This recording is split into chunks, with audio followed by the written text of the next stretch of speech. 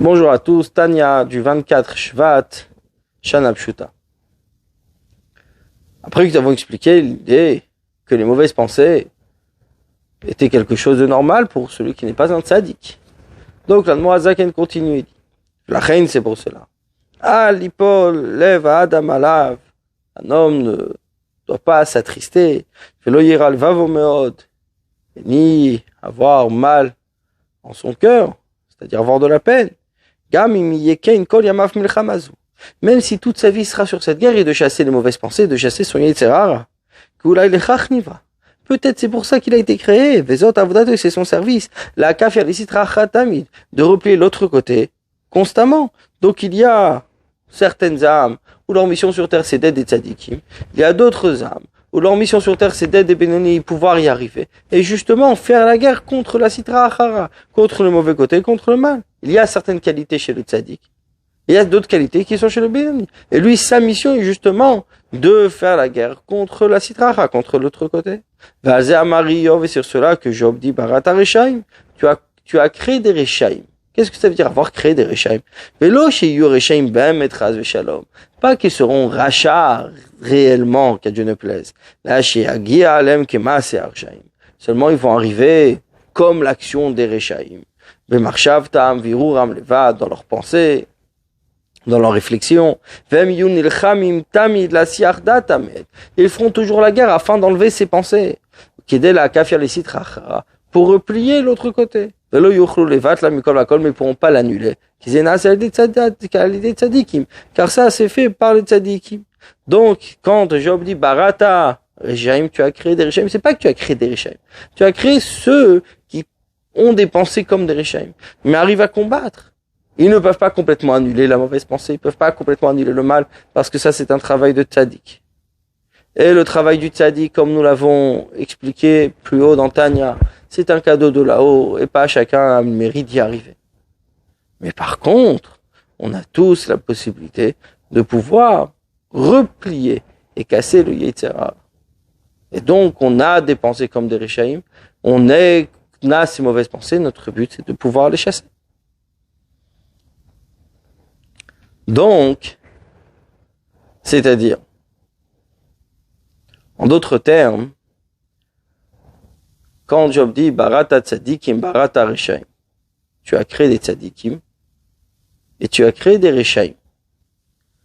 Le tzadik, lui, peut annuler l'autre côté complètement. Le rachat ne peut pas y arriver. Par contre, il y a dans l'action concrète, réellement, quand il replie ce sitra à cet autre côté, à ce moment-là, quand il est bénoni, s'il n'arrive pas à le faire, il est rachat. C'est-à-dire que dans le niveau de l'homme, il y a 3 niveaux. Comme nous l'avons expliqué, il y a le tzaddik qui annule complètement, il y a le bénoni qui arrive à replier, le rachat qui n'arrive pas à faire la guerre. Il n'a pas gagné cette guerre.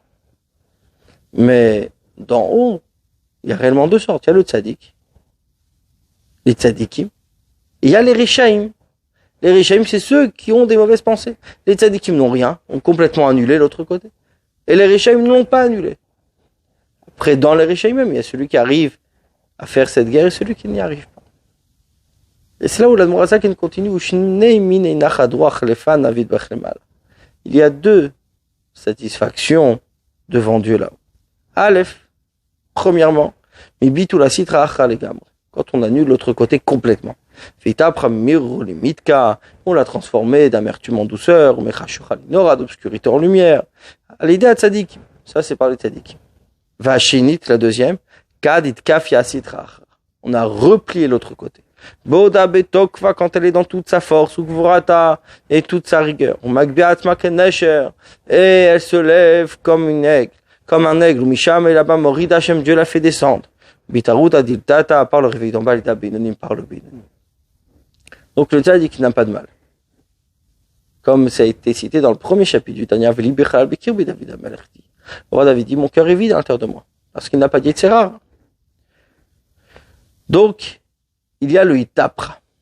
Itapra, c'est-à-dire complètement transformé. Il a transformé l'obscurité en lumière. Il a transformé l'amertume en douceur. Donc ça, c'est une première chose. Après, il y a une seconde chose, qui est le Itkafia. Itkafia, c'est la replier. C'est-à-dire que c'est encore là. C'est encore fort. Elle existe. Sauf qu'on arrive à la replier. Donc à la faire soumettre. Et ça, c'est le travail du Beinoni. Vezou shamarkat, c'est ce que le verset dit, va selimatamim, kacher ahafti. Yitzhak dit à Issa, avait fait moi de bons plats comme j'aime. Matamim, des bons plats, la rabim au pluriel. Shnei mine nachadrouach. C'est-à-dire ces deux catégories de satisfaction. Vous mamara shrina levane aklalut Israël. C'est ce que la shrina dit à ses fils, qui sont le peuple juif, qui est des pires shubitikunim, comme c'est expliqué dans le Zohar. Comme dans des plats matériels, par exemple. Il y a deux catégories de bons plats. Il y a les bons plats qui sont agréables et doux. Et l'autre, le deuxième, des choses qui sont fortes ou bien aigres, sauf qu'ils sont bien cuisinés, ils sont bien épicés. Jusqu'à ce que ça devienne des bons plats qui apaisent l'âme. Donc il y a le plat qui est dès le départ doux. Il y a le plat qui n'est pas doux, qui est aigre, mais il est tellement bien cuisiné qu'il devient quelque chose de bon. Ça, c'est le travail du tzaddik et du Beinoni. Le tzaddik, c'est un plat qui est doux. Il est dès la base, dès le départ, il est doux. Mais le travail du Beinoni, c'est un plat qui est aigre. Il y a Yetzerara, il y a les mauvaises pensées, etc. Sauf qu'il arrive à les chasser, il arrive à les faire partir. Et donc, c'est ce plat qui est aigre, qui l'a rendu doux. C'est cette satisfaction qu'il y a là-haut. Et c'est ce que le verset dit. Kol pa l'Hashem le manou, tout ce qu'Hashem fait est pour lui. Fait gam racha l'yomra, même un racha le jour du mal. Pirouche, c'est-à-dire, shiyashuv mirisho, qui va revenir de son mal, veya se arachelo yom veor le mal.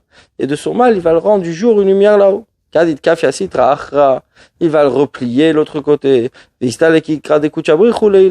va élever l'honneur de Dieu là-haut. C'est-à-dire que tout ce qu'Akadosh Baruch Hu a fait, c'est pour son honneur. Et donc, même le rachat, c'est pour lui. Qu'est-ce dire pour lui? C'est pour le jour où il va replier le mal. Ce jour, il va pouvoir courber ce mal et gagner justement cette guerre. Et ça, c'est ce que Hachem a fait. Donc, même le rachat, c'est les manées où c'est pour Dieu, pour que son honneur soit élevé. Pour que, justement, on puisse élever et faire grandir Dieu en brisant le Yetzer Hara. Bonne journée à vous.